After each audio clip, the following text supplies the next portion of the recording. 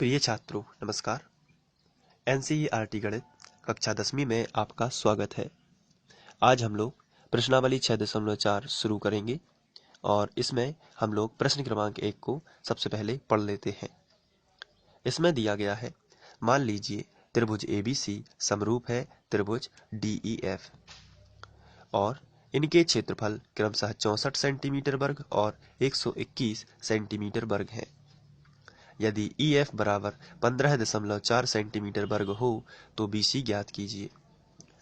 तो चलिए शुरू करते हैं इसको किस तरीके से करना है। सबसे पहले ये दिया गया है त्रिभुज ABC समरूप है त्रिभुज DEF। तो लिखना है, दिया है त्रिभुज ABC समरूप है त्रिभुज DEF के DEF। तो समरूप त्रिभुजों के क्षेत्रफलों का अनुपात उनकी संगत भुजाओं के वर्गों के अनुपात के बराबर होता है। ये छोटी सी बात थी, इसलिए मैंने इंट्रो में नहीं बताई। मैंने सोचा कि मैं आप लोगों को यहीं पे बता दूंगा। तो चलिए अब हम लोग जो इनके क्षेत्रफल दिए गए हैं सूत्र लगा देते हैं, जो कि समरूप त्रिभुज है। इसलिए हम यहाँ पर लिखेंगे, समरूप त्रिभुजों के क्षेत्रफलों का अनुपात उनकी संगत भुजाओं के वर्गों के अनुपात के बराबर होता है। तो यहाँ पर वो वाला फॉर्मूला लग जाएगा, क्षेत्रफल त्रिभुज ABC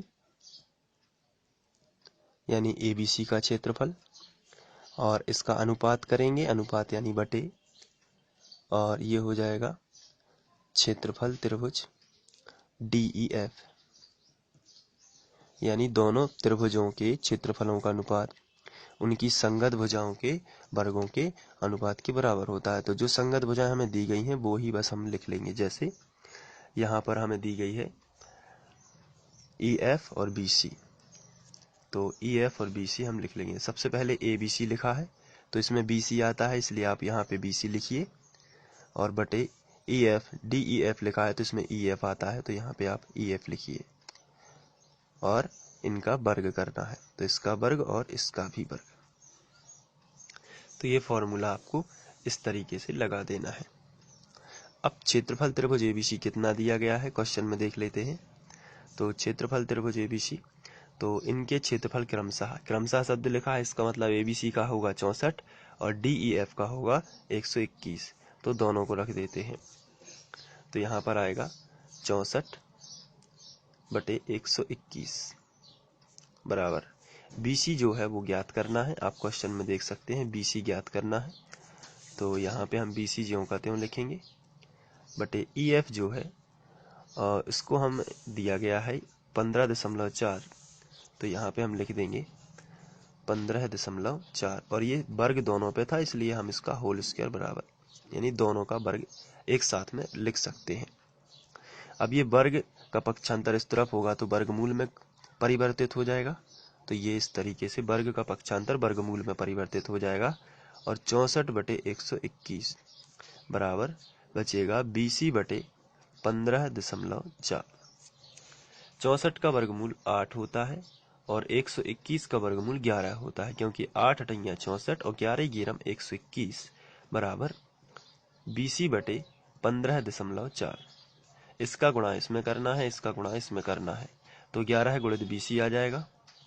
11 गुणित BC बराबर 15.4 का गुणा जब 8 में करोगे तो 15.4 गुणित 8 आ जाएगा। चलिए अब ये 11 जो है ये गुणा वाली संख्या है, इसका नीचे आएगा तो ये बटे में पहुंच जाएगा, तो BC बराबर आएगा 15.4 गुणित 8 बटे 11।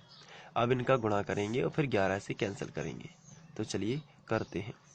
8 चौके 32, 32 की 2 हासिल आ जाएगी 3, और इसके बाद 8 पंचे 40 और 3 43 की 3 हासिल आ जाएगी 4, 8 एकम 8 और 4 12। एक अंक बाद दशमलव लगा था तो एक अंक बाद दशमलव लगा देते हैं, बटे में आएगा 11। अब इसको और कर देते हैं, तो आप यहाँ पे डायरेक्ट भी कैंसिल कर सकते थे, तो जैसा आपको अच्छा लगे वैसा आप करिए। BC बराबर, अब यहाँ पर 11 एकम 11 और ये बचेगा, इसको भाग दे देते हैं, तो 11 एकम 11 बचेगा ओके, हो जाएगा। फिर 11 एकम 11, फिर हो जाएंगे 11 दूनी 22, तो 11.2 और ये सेंटीमीटर में आ जाएगा। तो इस तरीके से हम BC का मान ज्ञात कर सकते हैं। तो आप इसको बड़े अच्छे से कर सकते हैं और आप नोट भी कर सकते हैं इसको। तो यहाँ से आप इसको नोट कर लीजिए। ये दूसरा आप स्क्रीनशॉट लेकर इसे नोट कर सकते हैं इस तरीके से। Thank you.